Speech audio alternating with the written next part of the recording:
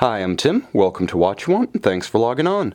Today we're looking at the Rolex Oyster Perpetual Yacht-Master, reference 16623. You can see this 40mm stainless steel and 18-karat yellow gold Rolex Yacht-Master on our website, watchyouwant.com. Purchase it there, and if you enjoy these videos, please subscribe to our YouTube channel, Watch You Want Inc. You can also click on the card in the upper right-hand corner of this video at any time to see our complete listing for this watch, with accessories included, high-res photos, and of course, complete pricing details. Now on my wrist, 6 1/3 inches, 16 centimeters in circumference. The fit is familiar for those who know 40mm Rolex in the modern era. Now while it's not quite as insistent and perhaps not quite as broad in terms of wrist real estate as a contemporary sub-C, it does have impressive presence. 40mm across the round of the case, not including the crown or the crown guards. The visual impact of the watch is expanded by that broad, all-precious metal bezel, a Yacht-Master exclusive.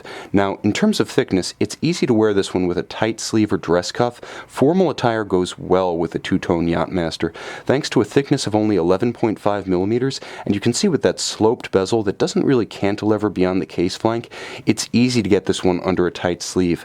Now, it's also interesting to note that 47.5mm from lug to lug, nevertheless, the solid end links of the watch, and you can see solid end links on both sides, project substantially beyond the end of the lug, so the fit of this watch is actually a little bit counterintuitive.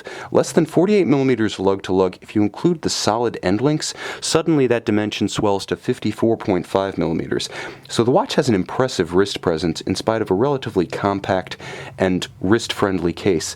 Now, the bracelet's an interesting piece because this is one of the last 5-digit references still produced in the Rolex catalog. It's important to note that though this watch does feature the older style stamped Rolex clasp and hollow center links, it is nevertheless a contemporary catalog item still produced. It's a little bit of a throwback to the days when Rolex watches were a little bit lighter on the wrist, were a little bit more compatible with smaller wrists, and didn't feel quite as burdensome to those who just don't like a heavy timepiece. You get some of the advantages of that, as well as the feel of a vintage bracelet without the stretch in this hollow center link bracelet featuring, of course, 18-karat yellow gold, and because it is nevertheless a contemporary Rolex, you do get that straight-through gold clasp.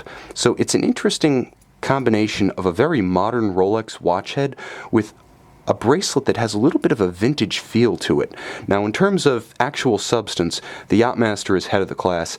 The model debuted in 1992 to test the waters for an upscale companion to the long-running Submariner. Rolex was embracing its role as a luxury watch manufacturer, as an accessory supplier to the elite, and the Yacht-Master really fit that mold better than the Submariner. Not wanting to mess with the legend, both were released in the catalog at the same time.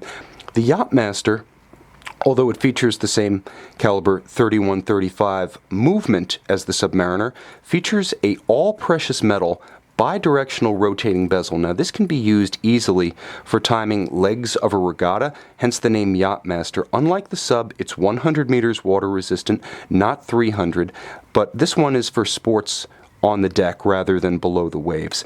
And it is a marvelously versatile piece. Because it does have that all-precious metal bezel, it doesn't have one of the Achilles heels of traditional Submariners, which is the anodized insert that can scratch. And while the newer Submariners do include a ceramic insert, full gold has the advantage of, first of all, a divine heft on the wrist, and second, it'll quite simply never crack, it'll never flake, it'll never be subject to the fracture that can sometimes befall a ceramic bezel, and let's face it, it looks the business. Now, inboard, there is another feature that's characteristic of the Yacht-Master. It was the first application of what's known as the Maxi Dial in the modern Rolex catalog. Having larger applied gold indices, it was far more legible even than the contemporary Submariner for most of the 90s and 2000s, featuring larger luminescent plots and larger applied gold indices. It had a different look to it. Now this one features an exceptional slate gray metallic sunburst dial, and you can see how the light plays across it. It's a very, very effective two-tone treatment with that grained slate metallic in tandem with the yellow gold applied indices and hands at center. Of course, there's that little shock of red at 6 o'clock, the Yacht-Master marquee, that really sets itself off against that two-tone backdrop. Now, the Cyclops Eye Magnifier reminds us that at heart, this is a Submariner. It has the Rolex caliber 3135 chronometer grade movement, full balance bridge, handmade parachrom blue Breguet overcoil hairspring for chronometric precision in any position on your wrist or on your desk at night.